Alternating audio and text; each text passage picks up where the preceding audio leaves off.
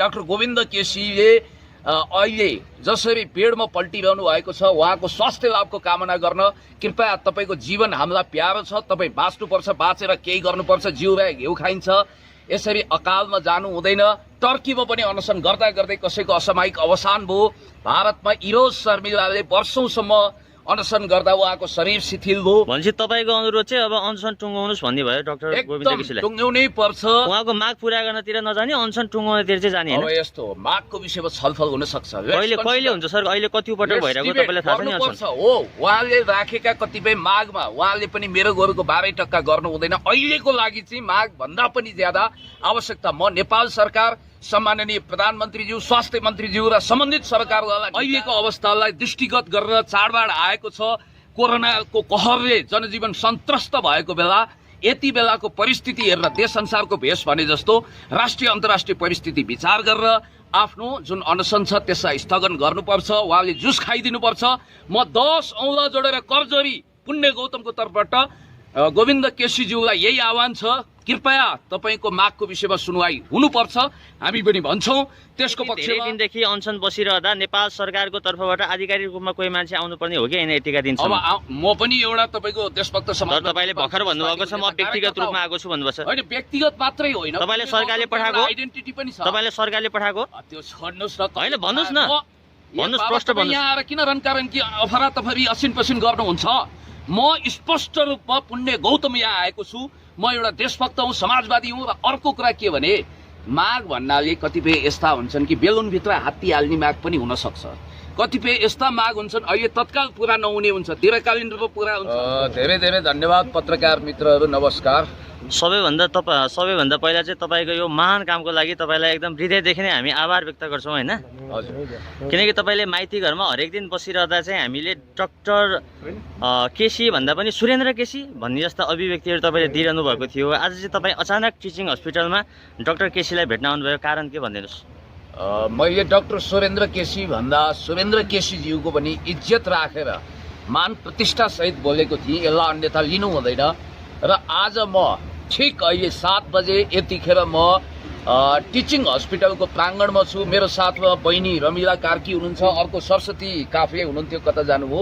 र हामी यहाँ तमाम साथीभाइहरू, अहिले मिडियाकर्मी साथीभाइहरू यहाँ यतिखेर तपाईहरुलाई साक्षी राखेर केही कुरो निवेदन गर्न चाहन्छौँ। ठ्याक्कै अहिलेभन्दा 10 मिनट अगाडि म माथि पुगेको थिएँ। म डाक्टर गोविन्द केसीज्यूलाई भेट्नको निम्ति उहाँको स्वास्थ्य अवस्था बुझेर उहाँको स्वास्थ्य लाभको कामना गर्न, उहाँको अनसन at any cost, at any rate तोडाउनै पर्छ भनेर। उहाँको स्वास्थ्य अवस्था के पाउनुभयो? कस्तो? म अलिकति संक्षिप्तमा बताउँछु। त्यसको लागि यहाँ प्रार्थना गर्न आएको र एक हदसम्म अप्ठ्यारो भयो माथि जान।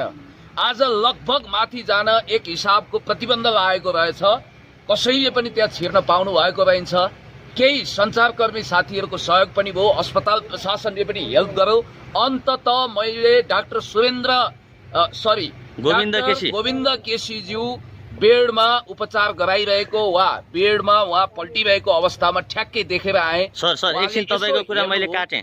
हिजोका दिनमा माइती घरमा बस्दा त तपाईँ डाक्टर गोविन्द केसीको मागका बुदाहरूमै म सहमत छैन भन्दै गजरिरहनु भएको थियो। आज चाहिँ एकाएक कसरी तपाईँमा परिवर्तन आयो भने के? बुदाहरूमा असहमत हुन सक्छ, अहिले पनि त्यो कुरा इन्ट्याक्ट हुन्छ। अहिले तपाईँ असहमत हुनुहुन्छ उहाँको मागहरूको बुदाहरूमा? श्रृङ्खलाबद्ध तपाईँलाई कुरा राख्दैछु। यतिखेर हामी मानवीय संवेदनाको आधारमा कुरा गरौँ है। मैले भन्न खोजेको कुरा के भने म माथि गएँ र बहिनीहरू पनि जानुभयो। बहिनीहरूलाई चाहिँ मूल गेटबाट भित्र अलि छिर्न दिएन र म एक्लै गएँ। उहाँहरू मूल ढोकासम्म जानुभयो। एक्लै गइसकेपछि उहाँ चाहिँ अक्सिजन मास्क लगाएर पुरा बेडमा पल्टिरहेको बिरामीको ड्रेसमा हुनुहुन्थ्यो र शिथिल जस्तो देखेँ। उहाँले यसो आँखा पल्टाएर हेर्नुभयो मलाई र मैले पनि टाढैबाट नमस्कार, म पुण्य गौतम भनी। सायद उहाँले सुन्नु होला। त्यसपछि त्यति मात्रै हो, फोटो खिच्न दिएन, भिडियो लिन दिने कुरै भएन। आज कसैलाई पनि पर्मिसन छैन भन्नुभएको थियो। बहिनी यता आउनु होला। र त्यसपछि हामी फर्किएर आएका छौँ र म यति भन्न चाहन्छु कि निश्चित रूपमा हाम्रा केही असहमतिहरू हुन सक्छन्, विचारको विविधता हुन सक्छ। तर पनि डाक्टर गोविन्द केसीले अहिले जसरी बेडमा पल्टिरहनु भएको छ उहाँको स्वास्थ्य लाभको कामना गर्न कृपया तपाईको जीवन हामीलाई प्यारो छ, तपाई बाँच्नुपर्छ, बाँचेर केही गर्नुपर्छ, जिउबाहेक घिउ खाइन्छ, यसरी अकालमा जानु हुँदैन। टर्कीमा पनि अनसन गर्दा गर्दै कसैको असामयिक अवसान भयो। भारतमा इरोज शर्मिलाले वर्षौंसम्म अनसन गर्दा उहाँको शरीर शिथिल भयो। भनेपछि तपाईँको अनुरोध चाहिँ अब अनसन टुङ्गाउनुहोस् भन्ने भयो डाक्टर गोविन्द एकदम केसीलाई। टुङ्ग्याउनै पर्छ। उहाँको माग पूरा गर्नतिर नजाने अनसन टुङ्गाउनतिर चाहिँ जाने अब होइन। यस्तो हो, मागको विषयमा छलफल हुन सक्छ। कहिले हुन्छ सर? अहिले कति पटक भइरहेको तपाईँलाई थाहा छ नि अनसन? हो, उहाँले राखेका कतिपय मागमा उहाँले पनि मेरो गोरुको 12% गर्नु हुँदैन। अहिलेको लागि चाहिँ माग भन्दा पनि ज्यादा आवश्यकता म नेपाल सरकार, सम्माननीय प्रधानमन्त्रीज्यू, स्वास्थ्य मन्त्रीज्यू र सम्बन्धित सरकारवाला निकायलाई के अपिल निवेदन गर्न चाहन्छु भने भन्दा छिटो वार्ता टोली बनाएर उहाँको अनसन तोडाएर जुस खुवाएर बरु हामी आउँछौँ। कति बाल्टी जुस लिएर आउनुपर्छ, के गर्नुपर्छ हामी तयार छौँ। तर छिटोभन्दा छिटो आज वा भोलि नै सके मध्यराति नै उहाँको अनसन तोडाइयोस् र उहाँको जीवन रक्षा गर्नुपर्छ भन्नको निम्ति म आएको। तपाईँ आज स्वतन्त्र हिसाबले आउनुभएको हो कि पार्टीगत हिसाबले चाहिँ आउनुभएको हो? म डाक्टर गोविन्द परतन्त्र केसीलाई भेट्न? कहिल्यै छैन भाइ, म कहिल्यै परजीवी छैन, प्यारासाइट छैन, परतन्त्र छैन। मैले स्वतन्त्र हैसियतका साथ एउटा सच्चा नेपालीको हैसियत मनसा वाचा कर्मणा म एउटा देशभक्त नेपाली हुँ। त्यस कारणले गर्दाखेरि डाक्टर गोविन्द केसीज्यूको जीवन रक्षा हुनुपर्छ भनेर मैले जहिले पनि भनेको छु। मानवीय संवेदनाको आधारमा हामी फरक विचारका मान्छे, फरक दृष्टिकोणका मान्छेलाई पनि स्वास्थ्य लाभको कामना गर्छौँ। यो हाम्रो दायित्व हो, यो हाम्रो राजनीतिक संस्कार पनि हो। भलै हिजो उहाँले गगन थापाको निम्ति भोट माग्नु होला, उहाँको पोलिटिकल ब्याकग्राउन्ड आफ्नो होला, स्वतन्त्र छवि पनि होला, उहाँ नेकपाको बारेमा उहाँको असहमति होला, उहाँले एमसिसीको विरुद्ध कहिले पनि मुख खोल्नु भएन होला मिलेनियम च्यालेन्ज कर्पोरेसनको विषयमा, अथवा उहाँले यो देशको सीमा लुटिँदा बोल्नु भएन होला। त्यो उहाँको तपाईँले समर्थन गरिरहनु भएको छ कि डाक्टर गोविन्द केसीलाई विरोध गरिरहनु भएको छ भने कि हामीलाई त बुझ्नै गाह्रो भयो कि सर तपाईँको भनाइ। तपाईँलाई बुझ्न सरल छ। मैले त बुझिनँ। एजेन्डागत रूपमा जस्तो काठमाडौँ उपत्यकामा थप मेडिकल कलेज खुल्नु हुँदैन भन्ने उहाँको जो माग छ, त्यसले गर्दा प्रतिस्पर्धात्मक बजारमा सिन्डिकेट लगाउँछ र प्रतिस्पर्धा जति भयो त्यति स्वास्थ्य र शिक्षा सुलभ हुन्छ। या त पूर्णतया समाजवादीकरण, सरकारीकरण गर्नुपर्छ, प्राइभेटाइजेसन समाप्त पार्नुपर्छ भन्ने हाम्रो दृष्टिकोण हो। होइन भने कम्पिटेटिभ मार्केटमा सिन्डिकेट लगाउनु हुँदैन। उहाँले काठमाडौँमाको खोल्न हुँदैन भन्नुभएको त नेपालमै खोल्न हुँदैन त भन्नुभएको होइन त? अरू दूर दराजका गाउँहरूमा पनि खोलियोस् भन्ने उहाँको माग होइन सर? पत्रकार बन्धु, कहिलेकाहीँ के हुन्छ भने विशालु राजगोमन वा करेटले तपाईँलाई सट्टै नटोकोस् है, फेरि तपाईँलाई मैले श्राप दिए होइन। तपाईँ भन्नाको मतलब प्रतीकात्मक रूपमा भने कसैलाई टोक्यो, 2 पाइलो उता हस्पिटल छ भने मान्छे बस्दो रहेछ, एन्टी स्नेक भ्यानम दिएर, होइन भने 4 पाइलो उता हो भने मान्छे ठहरै जान्छ। त्यस्तो बेलामा जति धेरै मेडिकल कलेज भयो, जति धेरै अस्पताल भयो, मान्छे बाँच्ने प्रोबेबिलिटी त्यति हाई हुन्छ। अनि औषधिको दर पनि, उपचारको रेट पनि सस्तो हुन्छ। त्यस कारणले गर्दाखेरि कम्पिटेटिभ मार्केटमा जाँदाखेरि यी कुराहरूलाई, ग्लोबलाइजेसनको प्रक्रियालाई हामीले रोक्न सक्दैनौँ। त्यसैले म भन्दैछु, म इकोनोमिक्स हो भने स्टुडेन्ट हुँ। मैले भन्न खोजेको कुरा के भने उहाँको हाम्रो जुन एजेन्डा छ त्यो विषयमा डिबेट गर्न सकिन्छ, तर मानवीय हिसाबले गोविन्द केसीज्यूको स्वास्थ्य लाभको कामना गर्दै उहाँको दीर्घ जीवनको म कामना गर्छु। म चाहन्छु उहाँलाई दिएको सलाइनले उहाँको आयु राष्ट्रकवि माधव घिमिरे जतिकै 100 वर्ष होस्, उहाँ बाँच्नुहोस्, धेरै गर्नुहोस्, उहाँलाई पोसियो सलाइन दिइयोस्, म यो चाहन्छु। तर उहाँको स्वास्थ्य अवस्था अलिकति खस्किएको भन्ने पनि आयो र मैले पनि आफूले हेरेँ। त्यसकारण मानवीय हिसाबले हामी डिबेट गर्दै गरौँला। अहिले पोलिटिकल कुरा गर्ने बेला पनि होइन, राजनीतिकरण गर्ने कुरा पनि होइन। तर राजनीतिकरणै भइरहेको छ। डाक्टर केसी माग राखिरहनु भएको छ, अनसन बसिरहनु भएको छ, राजनीतिकरणै भइरहेको छ। म भन्न चाहन्छु, पेरुमा जब अभिमाल गुन्जालो जेलमा हुनुहुन्थ्यो त्यतिखेर हेभिएज पेरेज द कोयार भन्ने संयुक्त राष्ट्रसङ्घको पूर्व महासचिवको स्ट्याटसमा रहनुभएका एकजना महानुभावले अल्बर्टो फुजिमोरीलाई चिठी लेखेर के भन्नुभयो भने म गोन्जालोको मागसँग असहमत छु, तर गोन्जालोको जीवन रक्षा हुनुपर्छ भन्ने पक्षमा दृढतापूर्वक उभिन्छु भन्नुभएको थियो। हामीले यतिखेर कसैको पनि जीवन रक्षा हुनुपर्छ, बाँचेर केही गर्नुपर्छ, जिउराय घिउ खाइन्छ भन्ने मान्यताको आधारमा अगाडि बढ्नुपर्छ। जसरी हुन्छ, at any cost, at any rate Govinda केसीज्यूको जीवन रक्षा हुनुपर्छ। यो हाम्रो बटम लाइन हो, न्यूनतम शर्त हो। म भावुक मान्छे पनि हुँ, उहाँको जीवन रक्षा गर्नको निम्ति कुनै पनि कसर बाँकी राख्नु हुँदैन। र सरकारले उहाँका मागहरू पुरा गरे त जीवन रक्षा अटोमेटिकली हुन्छ। बेला के हुन्छ भने तपाईँले आफ्नो जीवन बचाउनको लागि धेरै लेडीडीपी गर्नु हुँदैन र आफ्नो मेरो गोरुको 12% भन्नु हुँदैन। मागको विषयमा डिबेट गर्दै गरौँला। पहिला पनि उहाँले अनसन तोड्नु भएको थियो, कतिपय माग उहाँको श्रृङ्खलाबद्ध रूपमा सम्बोधन पनि भएको छ। थप मागको विषयमा हामीले अहिले एड्रेस गर्छौँ। उहाँले पनि लकडाउन कोरोनाको अवस्थालाई मध्यनजर गरेर अहिलेको अवस्थालाई दृष्टिगत गरेर चाडबाड आएको छ, कोरोनाको कहरले जनजीवन सन्त्रस्त भएको बेला, यति बेलाको परिस्थिति हेरेर देश संसारको भेष भने जस्तो राष्ट्रिय अन्तर्राष्ट्रिय परिस्थिति विचार गरेर आफ्नो जुन अनसन छ त्यसलाई स्थगन गर्नुपर्छ। उहाँले जुस खाइदिनुपर्छ। म 10 औँला जोडेर करजोरी पुण्य गौतमको तर्फबाट गोविन्द केसीज्यूलाई यही आह्वान छ, कृपया तपाईँको मागको विषयमा सुनवाई हुनुपर्छ। हामी पनि भन्छौँ त्यसको पक्षमा। उहाँले पछि लबिङ गर्ने कुरा आफ्नो ठाउँमा छँदैछ, तर हामी सीमा मिचिएको विरुद्ध पनि लड्यौँ। हामीले सरिता गिरीको सांसद पद खारेज हुनुपर्छ भनेर सडकमा पनि आन्दोलन गर्यौँ र आज पनि गोविन्द केसीज्यूको जीवन रक्षा होस् हुनुपर्छ भन्ने पक्षमा हामी मनसा वाचा कर्मणा मन वचन कर्मले प्रतिबद्ध भएर अगाडि बढिरहेका छौँ। र म आजैदेखि तपाईँलाई एउटा प्रतिबद्धता व्यक्त गर्न चाहन्छु। भरे गएपछि म सबैलाई फोन घुमाउँछु, सबैलाई सूचना दिन्छु। मैले दिएर मात्रै होइन, चारैतिर फैलिसकेको छ।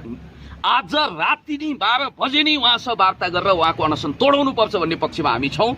र बाँकी होइन, उहाँले माग आफ्नो व्यक्तिगत स्वार्थको लागि माग छ र उहाँको भने कि उहाँको माग त दुखी गरिब असहाय 3 करोड नेपालीको लागि छ त सर भने कि कस्तो कुरा गर्नुहुन्छ कि तपाईँ? होइन, तपाईँले यस्तो हो के यो विषयमा मलाई धेरै भावुक सायद मैले कम बुझेको पनि हुनसक्छ, तपाईँले धेरै बुझ्नु भएको पनि हुनसक्छ होइन? हुनसक्छ। It may possible. हजुर कुरा के छ भने जस्तो बुझाइदिनुहोस्। मागकै विषयमा होइन, यहाँ लम्बेतान जोगीहरूको अखडामा बसेर कहिले नटुङ्गिने गरी वेदान्ती बहस गर्ने शौक पनि पालेको छैन, यतिखेर बुद्धि विलास गर्ने बेला पनि होइन। अनि काम कुरा एकातिर कुम्लोबोकी ठिमेतिर हिँड्नु पनि हुँदैन। प्रष्ट विचार राख्दाखेरि कुरा के हो भने अहिले राजनीतिक कुरा ठ्याम्मै नगरौँ है, ठ्याम्मै। किनभने यहाँ एउटा व्यक्तिको जीवन बाँच्नुपर्छ भन्ने मान्यता हामीले राखेका छौँ। गोविन्द केसीज्यू सबैभन्दा पहिला मान्छे, त्यसपछि उहाँ नेपाली। त्यसकारण एउटा नेपाली बेडमा यसरी शरीर कमजोर बनाएर हामीले पनि हिरासतमा हुँदा सत्याग्रह गऱ्यौँ, केही घन्टा अनसन गऱ्यौँ, आमरण अनसन गऱ्यौँ। कस्तो हुन्छ खुकुरीको चोट हामीलाई पनि थाहा छ, अचानकलाई थाहा हुन्छ भने। ठिक छ। अन्तिममा तपाईँ भनिदिनुहोस् तपाईँको र उहाँहरू बीच केही वार्तालाप केही भयो, केही कुराकानी भयो? तपाईँलाई एउटा कुरा भनिदिउँ, जुम्ला हुम्लाबाट कर्णाली अञ्चलबाट उहाँलाई यहाँ ल्याउनु भनेकै उहाँको जीवन रक्षाको लागि प्रबन्ध गर्नु।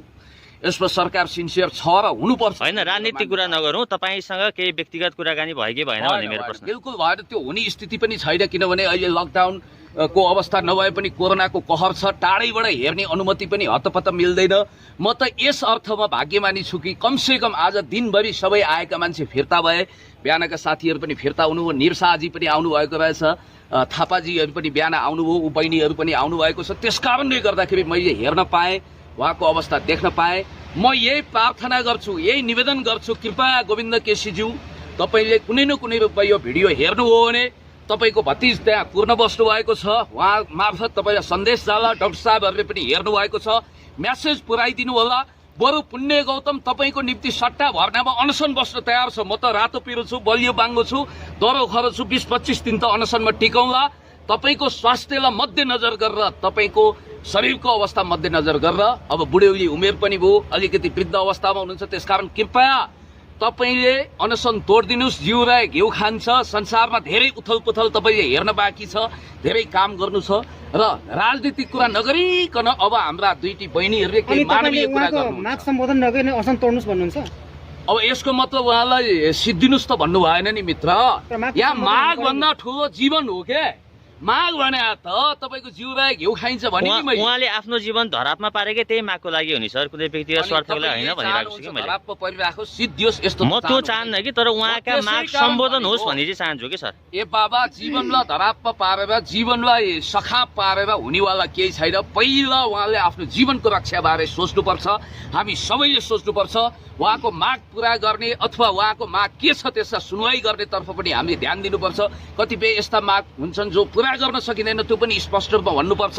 हामीले भन्नु उहाँ यति धेरै दिनदेखि अनसन बसिरहँदा नेपाल सरकारको तर्फबाट आधिकारिक रूपमा कोही मान्छे आउनुपर्ने हो कि होइन यतिका दिनसम्म? अब म पनि एउटा तपाईँको देशभक्त समाज। तपाईँले भर्खर भन्नुभएको छ म व्यक्तिगत रूपमा आएको छु भन्नुभएको छ। होइन, व्यक्तिगत मात्रै होइन, तपाईँले सरकारले पठाएको आइडेन्टिटी पनि छ। तपाईँले सरकारले पठाएको त्यो छोड्नुहोस् न। होइन, भन्नुहोस् न, भन्नुहोस्, प्रश्न भन्नुहोस्। यहाँ आएर किन रनकारनकी अफरातफरी असिन पसिन गर्नुहुन्छ? म स्पष्ट रूपमा पुण्य गौतम यहाँ आएको छु। म एउटा देशभक्त हुँ, समाजवादी हुँ। र अर्को कुरा के भने माग भन्नाले कतिपय यस्ता हुन्छन् कि बेलुनभित्र हात्ती हाल्ने माग पनि हुन सक्छ। कतिपय यस्ता माग हुन्छन् अहिले तत्काल पुरा नहुने हुन्छ, दीर्घकालीन रूपमा पुरा हुन्छ। केसीको ती त जायज माग कुरालाई छ, होइन र? होइन, कतिपय जायज माग उहिले सम्बोधन पनि भएको छ र कतिपय मागको तपाईँ त विषयमा नेकपा सरकारको चाहिँ होइन। सहयोगमा नेता कार्यकर्ता भएकोले चाहिँ आउनु भएको भन्ने बुझिन्छ त। तपाईँले जे सोच्नुहुन्छ त्यो तपाईँको कुरा हो। अलिकति कन्ट्रोभर्सीमा खेल्ने तपाईँको सोख पनि होला, यसमा मलाई केही पनि भन्नु छैन। राजनीतिकरण गर्नु छैन। ल पुण्य गौतमको यही भनाइ हो कि उहाँको जीवन जसरी पनि रक्षा तर हुनुपर्छ। उहाँको असल नारा छ, उहाँको असल मागहरू छ, सरकार किन चुके के सम्बोधन गर्नको लागि? यो भन्नुहोस्। त्यो छोड्नुहोस्।